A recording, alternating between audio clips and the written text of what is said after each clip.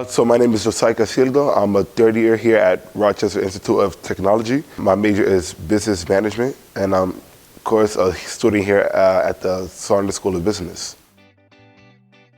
Part of your body that's affected first is the top of your head and also the bottom of your feet. Well, of course, you're wearing a hat, you have an umbrella, and of course, you're wearing shoes. So with an umbrella, you're protecting your upper body part, but what's protecting your shoe? So that's where Shoe Co. NYC comes in.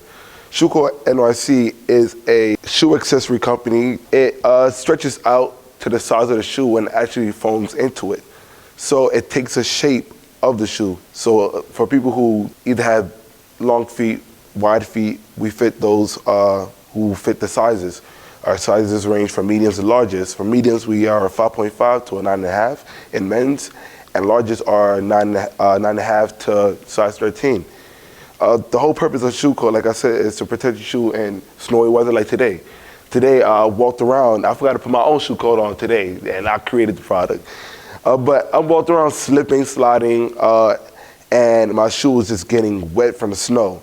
And it's also touching my sock, which is, of course, making my sock soaky from the snow. And nobody likes wet socks. Through our product, it not only just protects your shoes, but also it's anti-slip as well. So that slipping and sliding part, you won't ever have to worry about that at all. Not only does it protect you from the slipping and from the snow, but the biggest damage to shoes is salt. Whenever it snows, salt is on the ground to prevent, people from slipping on the floor.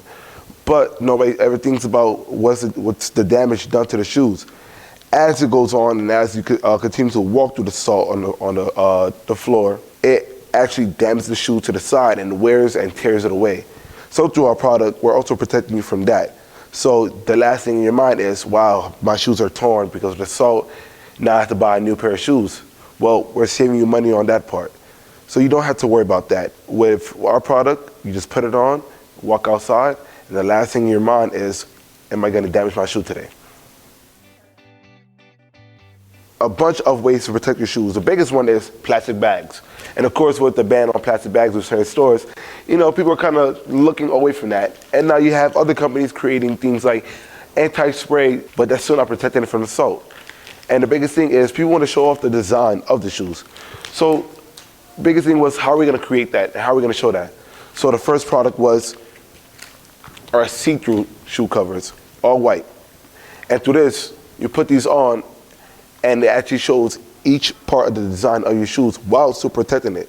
Sneakerheads are people who spend money on this shoes every month, whether it is to just wear them and show out, or whether it's to hold them and sell them for a higher price. The biggest thing is protecting the shoe. So for those who like to wear their shoes and also show the design, this is what the see-through does. It protects your shoes from inclement weather while also allowing you to show the design and show people what type of shoes you're rocking. Similar to the all white, and does the same thing, anti-slip, silicone, and it is see-through, but it's black, so it's a resistant part of not showing the damaged part, but still showing what sneaker you're wearing. But right now, these are our two main products, and I like to think of not just as my product, but as like a child. The company is growing as the years go, and I'm just looking at it as a proud father. The idea came from, honestly, it was spent about 30 minutes just thinking about ideas of what we want. Because the whole part of business one was to think of a business idea, create the idea, create the logistics, how you're going to run the business, and then basically go into a Shark Tank, talk to judges, and try to get a yes or a no. Try to make them buy your product, want your product. And me and my teammates, we spent the whole day. And on this day, just like today, it was snowing. And before it was snowing, it was a sunny day. Knowing Rochester, the weather here is bipolar. It went from a sunny day to a snowy day. But while it was sunny, I decided to wear one of my most expensive sneakers because I just want to wear it. I haven't worn them in a long time, so I was like, you know what, today's the day. And while thinking about the ideas, I looked out through the window and realized, wow, it's snowing now, and I'm gonna damage my shoe, and I'm gonna be disappointed. And so in my head, I'm thinking, I wish there was a way where I can protect my shoes. And that's where the shoe cover idea came from. And so when I talked with my teammates, we suggested, okay, what are the type of shoe covers there are? And we discussed the fact that people use plastic bags to protect it. But people are becoming more environmentally aware. So how can we stick with that going forward and still different from these different companies? So that's where the silicone idea and the biodegradable part came in. Let's make a biodegradable shoe cover. And we talked about it with our Professor Ward, who was our Biz 1 professor at that time. And he was like, this is different, and I like it. So we went with that, talked about it, and from there we started to develop it and develop the idea and continue to talk about it and see how can we be more different and still be a company that people want to go to. Presentation part was great. It definitely gave me a feeling of being in front of real like sharks. So just like Shark Tank, it gave that same essence. And before going into the presentation, I was nervous. And I don't get nervous between like going into a presentation, because I love to talk. I love to talk about ideas, about myself, about other things, about things people would like. But in my head, I treated it as if I was talking to sharks. And my mood changed. It wasn't too serious, but it was serious at the same time. I wanted them to understand that I was serious about this. That even though this was just a project, if I can make this a real thing and continue to build off of it and make it a real company, I will do it. And when I went into that room and me and my fellow partners did it, it was as if it was natural. We talked. We made slight jokes to, lighten the mood in the room, but we made sure that our idea was out there and that they understood what we were saying, because we knew that we understood where our idea was coming from.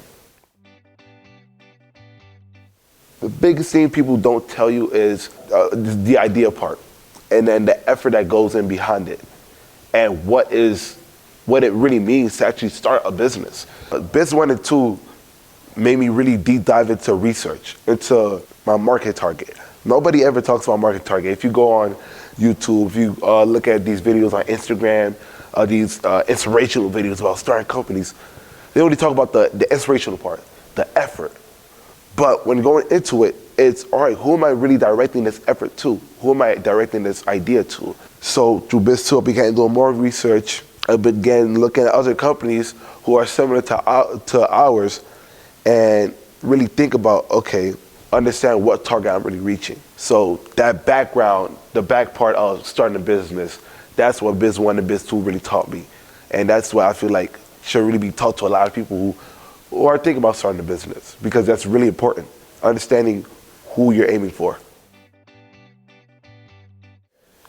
Be open-minded, never be closed-minded. Closed-minded people never allow the process of ideas to really roam through their mind.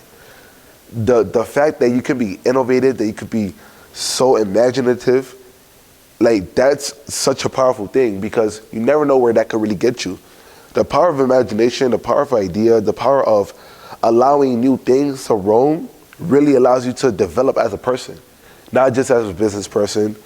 Keep thinking differently, keep being open-minded, and keep allowing yourself to develop as a person. And that's what college for, and that's what Biz 1 and Biz 2 is for. It's not just to start a business, it's to develop as a person and to grow. And thanks for listening, and definitely shop with Shoe Coat.